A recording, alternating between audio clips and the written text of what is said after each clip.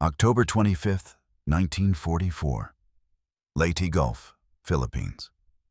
Dawn broke in burning streaks of red across the Pacific horizon, colors that looked less like sunrise and more like the sky bleeding. Humidity clung to everything aboard USS Hancock. Every railing, every deck plate, every man felt slick with sweat as warm winds whispered the promise of another brutal day. Out on the carrier's forward flight deck, 40 feet above the heaving ocean, the silhouettes of Curtiss SB2C Helldivers stood motionless, dark, angular beasts waiting to be unleashed. The aircraft had earned infamy across the fleet. "Son of a bitch, second class," pilots used to growl. "Too heavy, too unstable, too much wing loading." The early models had killed men, twisted airframes, and snapped hydraulic lines. Even Japanese pilots joked that the Helldiver was more dangerous to its owner than to them. But this morning, the laughter would end. Because these were the improved SB2C4s. Reinforced spines, stronger dive brakes, enlarged tail, longer range, and the capacity to dive at nearly 1,400 feet per minute, dropping like a steel spear through the clouds. Ensign Daniel Red Haskins, 22 years old, Kansas farm boy turned naval aviator, climbed into Helldiver Black 213 with a breath that shook in his chest. His gunner, Radio Man Third Class Leo Morales, slapped the fuselage twice before climbing in behind him. A ritual they believed kept the beast in a cooperative mood. Red tugged his harness tight.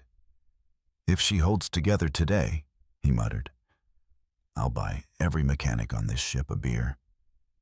He thought briefly of his father's barn back home, the warm smell of hay, the quiet life he'd left behind. But those memories dissolved as the engine snarled awake. The Wright R-2620 Cyclone coughed once, then settled into a deep metallic growl. The whole plane shook, like a predator struggling at the end of its chain. Below deck, the intelligence briefing was still echoing in his ears. A surviving Japanese cruiser, heavily damaged but still fighting, had been spotted limping north. One that had already ripped into American escort carriers overnight. The task? Finish it before it reached safety. A shipwreck in motion. A wounded beast clawing for escape. And the Helldiver squadron, VB-7, had been chosen to end it. Deck crews yanked chocks away. Yellow shirt directors waved forward. The carrier's bow pointed into the wind as the deck quivered under full throttle. Red swallowed hard. This is it. His Helldiver lunged forward, tires skimming the deck as the engine howled. Then came the moment, always too long, always too slow, when the aircraft fell off the edge of the carrier and dropped toward the ocean. Red held his breath as the beast clawed for lift. The wings bit the air, the nose lifted. They were flying. Climbing through 4,000 feet, Red glanced left and right at the line of Helldivers rising into formation. Their bomb loads, 1,000-pounders with armor-piercing inserts, hung in their cradles like metallic hearts, waiting to stop another beating enemy. Above them, a thin overcast shimmered like silver glass. Radios crackled with squadron chatter. "Eyes peeled for bandits," someone warned. Zeros were active yesterday. Zeros, agile, quick, deadly in a turning fight. Their pilots had mocked the Helldiver relentlessly. A flying bus, a brick with wings, an easy kill. But the joke missed the truth. Once the Helldiver rolled into a dive, nothing in the Japanese inventory could hope to follow. Red trimmed the controls and settled into cruising altitude at 10,000 feet. He felt the beast's weight, the slight torque pull, the steady thrum through the seat pan. Beneath them, the Pacific stretched in endless blue sheets. Beautiful, deceptive, empty except for the enemy ships they had come to destroy. Leo tapped his shoulder. "Radar picks up some flak bursts ahead. We're close." Red nodded, jaw tightening. This was the moment where the world narrowed. No farms, no Kansas, no safe shores. Just sky, steel, and the enemy that waited below. And somewhere out there, Japanese sailors were scanning the heavens, laughing perhaps, dismissing the rumor that the Helldiver had finally grown claws. They were about to learn that a laughing man can die before the smile leaves his face. Red pushed the throttle. The beast surged. The hunt had begun.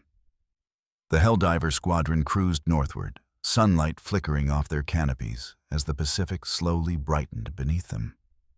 The radio hissed. Then another voice cut in. "Target acquired. Cruiser dead ahead. She's smoking but still afloat." Red's stomach tightened.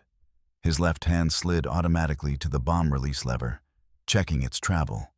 Leo swung the twin 30 cal Stinger guns on their rear mount, testing their range of motion. The aircraft vibrated under them, impatient, alive. Then they saw it. The Japanese cruiser Kumano, wounded from the earlier engagement, limped through the waves at barely 10 knots.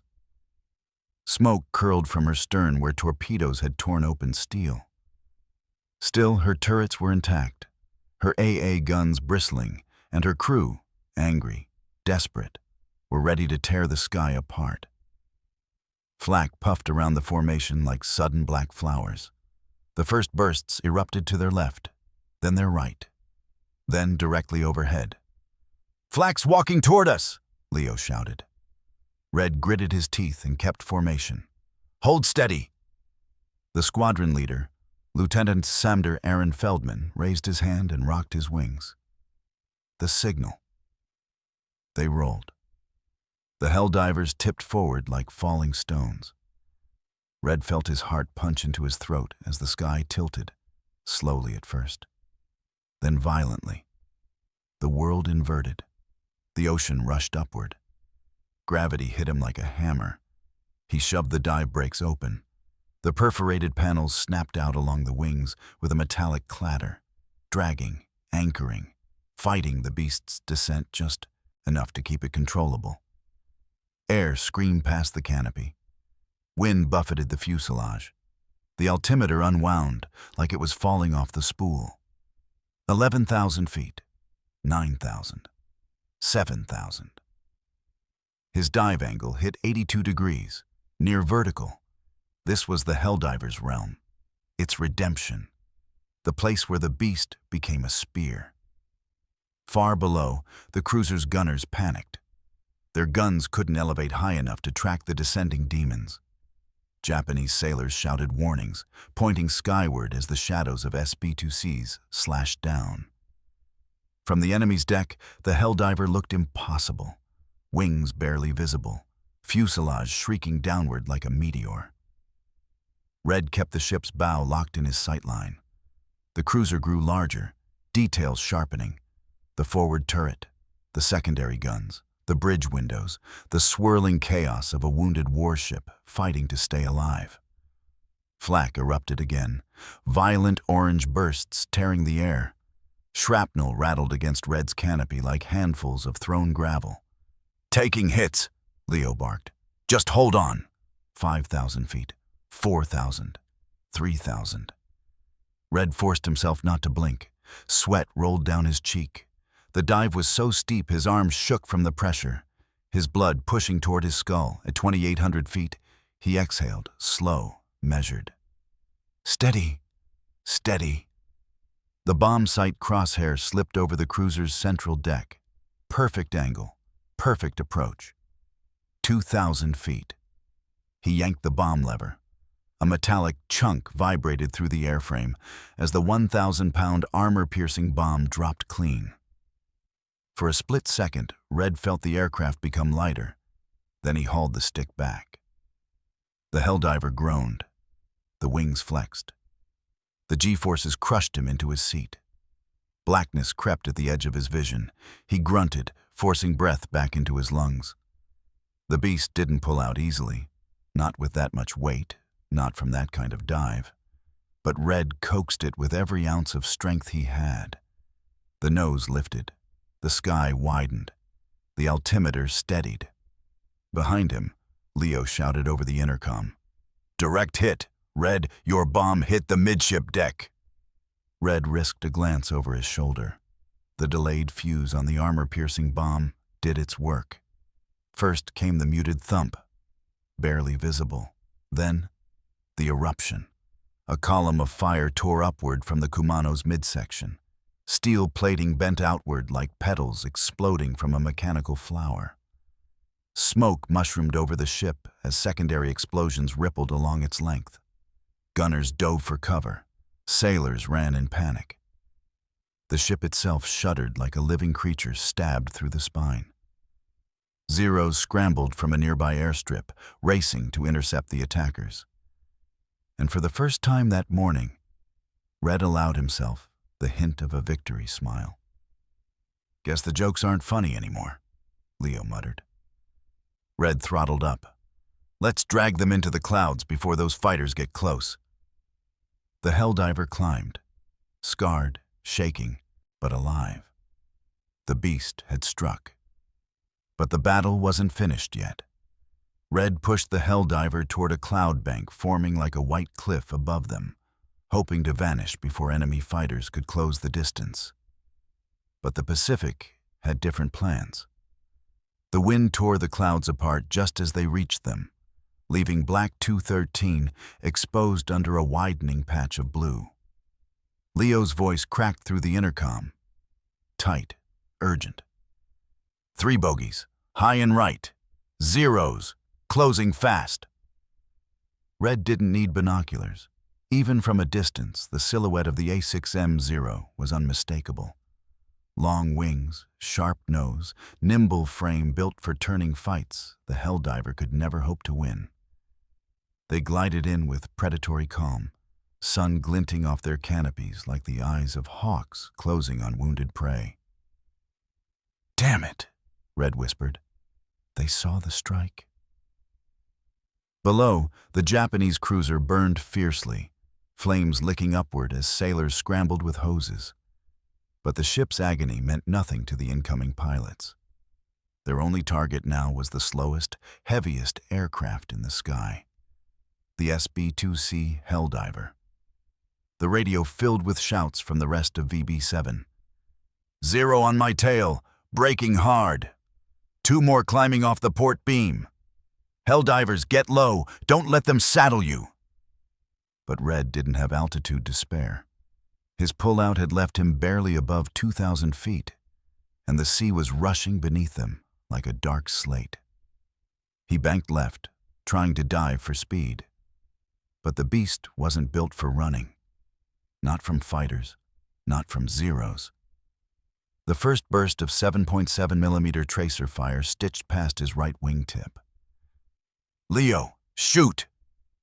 Leo swung the twin 30 cal guns and fired, the cockpit vibrating as brass casings clattered around him. His tracers stretched out in brilliant orange lines, but the Zero rolled effortlessly aside, dodging as if gravity were nothing more than a suggestion. "They're toying with us," Leo muttered, breath shaking. Red's jaw clenched. Not today.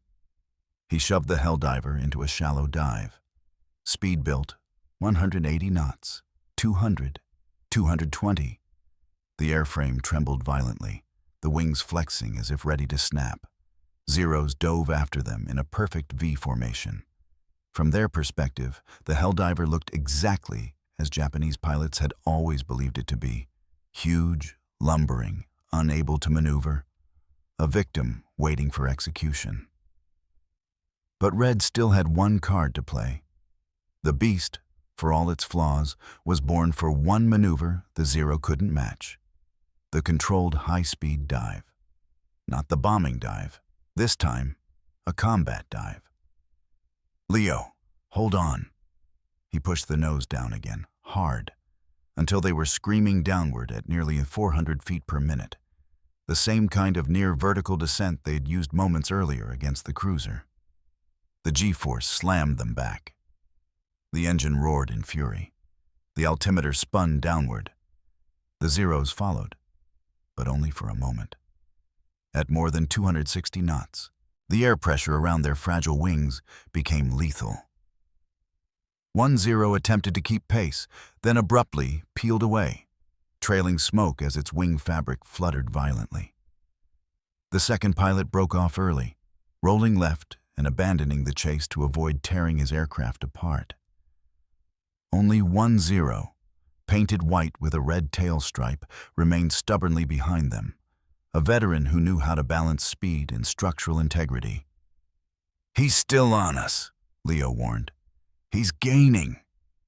Red gritted his teeth and leveled out at 500 feet, so low the ocean spray misted the underside of the fuselage. He skimmed the surface like a skipping stone, the Helldiver's wingtips barely 20 feet above the waves. The Zero swooped in behind them and fired. Tracers arced over Red's canopy. Leo returned fire, short bursts, precise. "Got a nick on him," Leo shouted. "He's angry now." Angry was an understatement. The Zero closed the final distance, 100 yards, 80, 60, until Red could see the pilot's rising sun headband through his canopy. The enemy slipped into position for the kill shot. Then, over the radio, Feldman's voice thundered, "Red, brake left!" Red didn't think. He obeyed.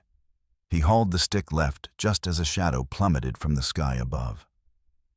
A second Helldiver, Black 221, diving like a hammer.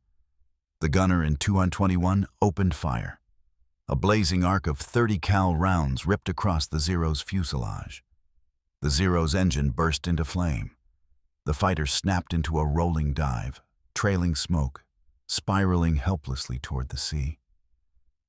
Red exhaled shakily as the flaming fighter struck the water in a violent plume. "Damn good shooting," he muttered into the radio. Leo slumped in his rear seat with relief. "I thought we were done."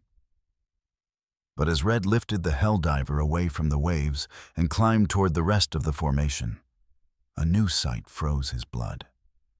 More flak was rising from a second Japanese escort group to the west, and the rest of VB-7 was heading straight toward it. The battle wasn't over. In fact, it was about to get far worse.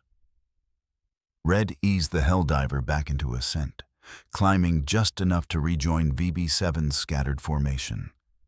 Smoke billowed behind several aircraft, wings pocked with flak holes, tail fins quivering from stress. The sky ahead shimmered with heat haze, and with it came the silhouettes of more enemy ships. Not just one cruiser. A full escort group steaming north, destroyers in arrowhead formation, guns trained upward, waiting. Lieutenant C. Emder Feldman's voice returned, calm but iron hard. "All Helldivers. We're pressing the attack. The first strike crippled Kumano. Now we finish her escorts. Form on me. Watch for overlapping flak arcs." Red swallowed dry air. His head pounded from the earlier dive down. His arms ached. His aircraft creaked like an old barn door. But there was no hesitation. If they didn't strike now, the damaged Japanese ships would slip into cover, under approaching storm bands. Beside him, Leo checked their ammo trays, half empty, but still workable. "Red," he said quietly, "whatever happens, we did good today." Red didn't answer.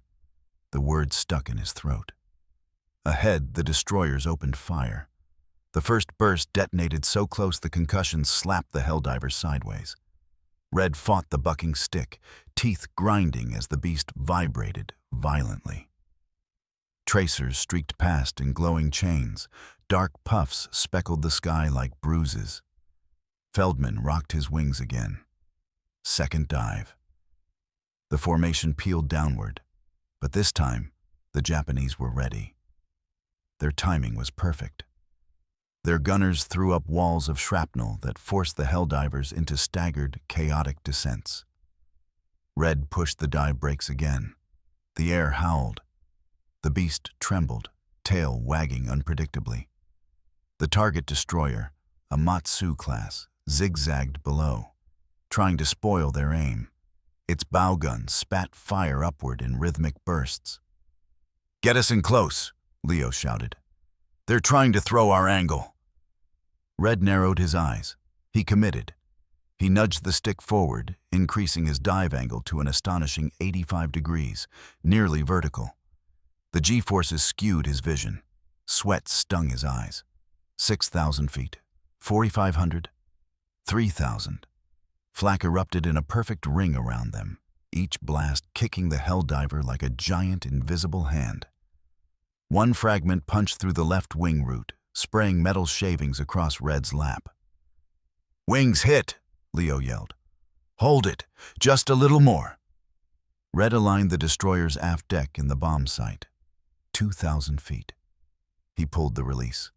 The second 1,000-pounder fell, slicing downward like a falling star. Red yanked back hard.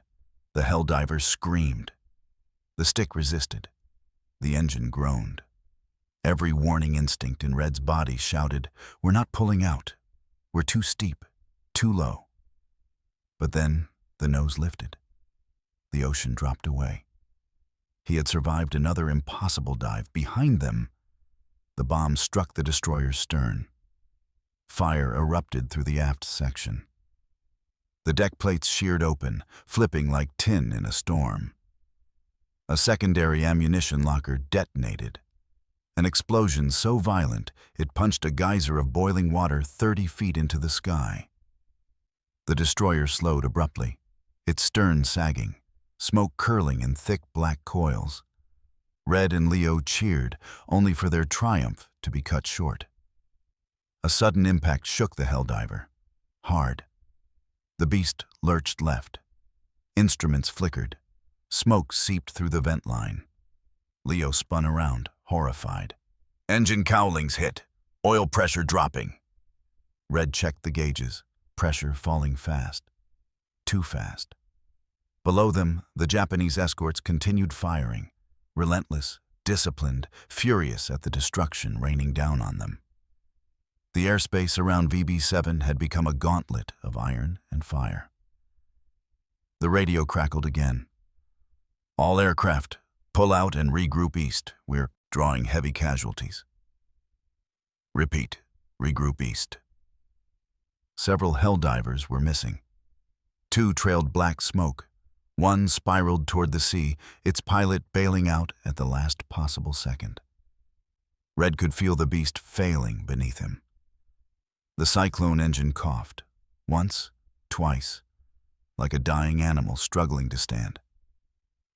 "Red, can we make it back?" Leo whispered. Red didn't answer, but he made a decision. He turned east, toward the distant carriers, toward whatever chance of survival remained. Behind them, the escorts burned. The Helldivers, mocked, cursed, underestimated, had split ships open with surgical brutality. The beast had earned its redemption, but the Pacific wasn't done with them yet. Red nursed the wounded Helldiver eastward, coaxing altitude from an engine that wanted to die. The Cyclone sputtered, coughing out black streaks that smeared the tail like smoke from a dying torch. Every vibration felt sharper, every shudder more personal.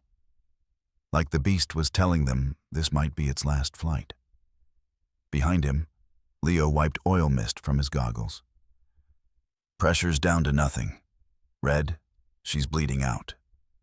Red's grip tightened on the control stick. "We're going to make it. Hold tight." But the Pacific had no mercy for wounded aircraft. And neither did the Japanese airfields along the shoreline. As Black 213 limped past the burning columns of the destroyer they had struck, 2 more Zeros lifted from a hidden strip carved into the jungle. Their silver wings banked into the sun, turning toward the lone struggling Helldiver like sharks scenting blood. Leo saw them first. "Bogies, 2 o'clock. They're coming fast." Red's pulse spiked. There would be no running this time. His engine could barely hold 150 knots. The Helldivers shuddered with every gust of wind. The Zeros closed in. One tucked high for a diving attack. The other stayed low, sliding into their blind spot behind the tail fin. Leo swung his turret. "I can't get the low one. Keep him offset." Red adjusted with trembling hands, rolling the beast just enough to expose the attacker. The metallic groan from the airframe sounded like a wounded animal protesting its final labor. The world narrowed to a tunnel of sky, smoke, and death. The Japanese pilot dove from above, clean, fast, disciplined. His tracers sliced past the Helldiver's right wing, clipping fabric, sparking against metal.